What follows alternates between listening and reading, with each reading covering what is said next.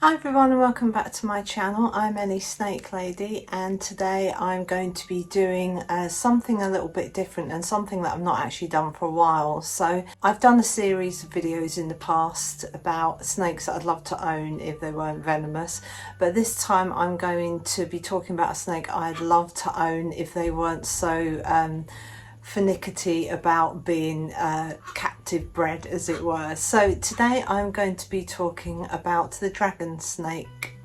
So I'm kind of surprised that I've not spoken about this before, because I do love my like fantasy, you know, Lord of the Rings, Game of Thrones, that kind of thing, and I've really been sort of on a fantasy whimsical journey recently, and I do like to incorporate my snakes into that as well. So yes, I'm really looking forward to talking to you about a dragon snake.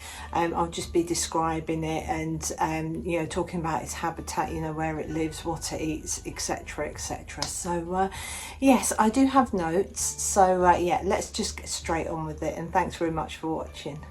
So dragon snakes are easily recognisable because of their roughed keeled scales and long thin bodies. These snakes typically reach about 2 to 3 feet in length and have a slender tail. The dark coloration of their bodies contrasts their light underbellies, and their heads are slightly broader than their necks, giving them a sort of triangular appearance. So I am going to put up some pictures obviously throughout this video as well, just so you can see what they look like. Dragon snakes' social habits. Dragon snakes are solitary and secretive animals that are primarily active during the night.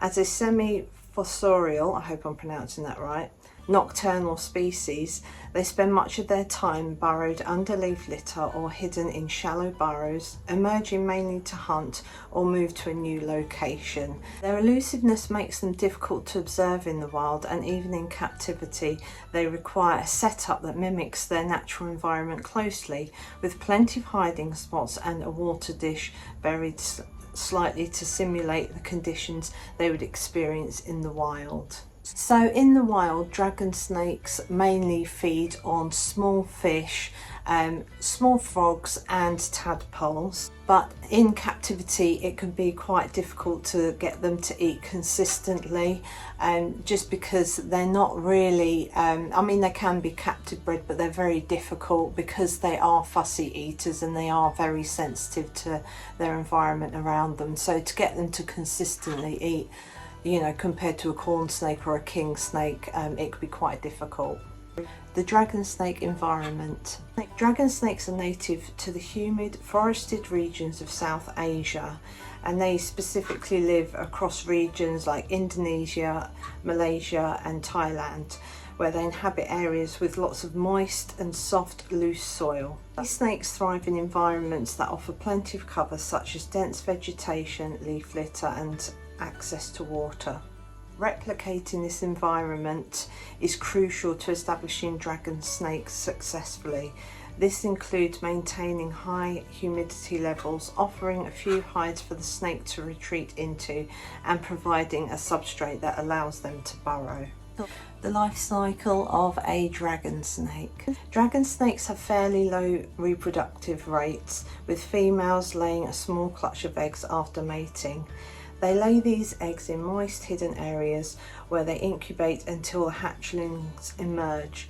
In captivity, breeding dragon snakes has proven quite challenging, quite difficult. You know, as I've said before, if you can breed them, then you're doing a 10 out of 10 job. Hatchlings are delicate and require careful attention regarding environmental conditions, diet and handling. There's one thing I also like to talk about towards the end of these videos, is the conservation status of the dragon snake. It's their sort of least endangered, as it were. So even though dragon snakes aren't endangered, their delicate nature and specialised habitat requirements make them vulnerable to habitat loss and changes in their environment.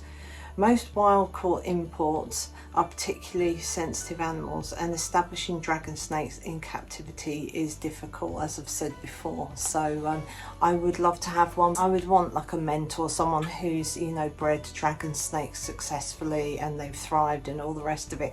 I would need someone to sort of guide me through the process, but I don't think I'll be getting any, you know, dragon snakes anytime soon. I would love to handle one, that would be amazing, or even just see one, that would be incredible. But yeah, so that is the dragon snake for you. So I just really wanted to touch on this because it is a snake that I've been sort of low-key obsessed with ever since I got into snakes and stuff. So as I say, I'm surprised I've not spoken about them before, but the one thing that I forgot to mention was they're not venomous, but apparently they're not constrictors either. So I've tried to do my research and I can't find out. I know what they eat, but how they, you know, go about eating, I don't know. The only thing, the only bit of information that I found was that they will bite into their prey and just sort of leave enough puncture marks to sort of kill the animal, as it were,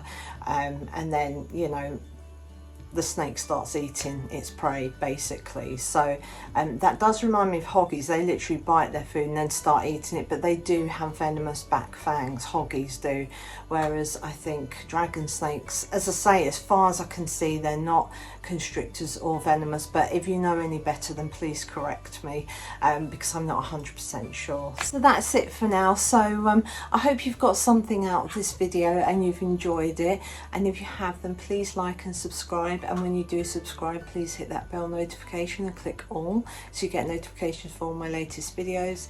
And if you've got any comments or questions or anything like that, then just pop them in the comment section below and I'll do my best to answer. But for now, from myself, it is goodbye, and I'll see you in my next video. Thanks very much for watching.